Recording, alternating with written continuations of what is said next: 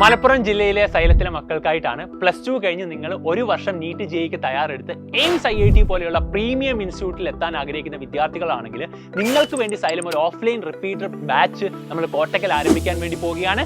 നീറ്റിനും ജെഇക്കുമായിട്ട്, അതും റിപ്പീറ്റർ ബാച്ചും ഉണ്ട്, റിപ്പീറ്റർ ബാച്ചും ഉണ്ട്. ഈ രണ്ട് പ്രോഗ്രാമിനും. അപ്പൊ നിങ്ങൾ രണ്ടില് എങ്ങനെ പ്രിപ്പയർ ചെയ്യാൻ ആഗ്രഹിക്കുന്ന വിദ്യാർത്ഥികളാണെങ്കിലും കോട്ടക്കൽ ഏരിയയിലുള്ളവരാണെങ്കിൽ കോട്ടക്കൽ സൈലത്തിലേക്ക് നിങ്ങൾക്ക് എത്താവുന്നതാണ്.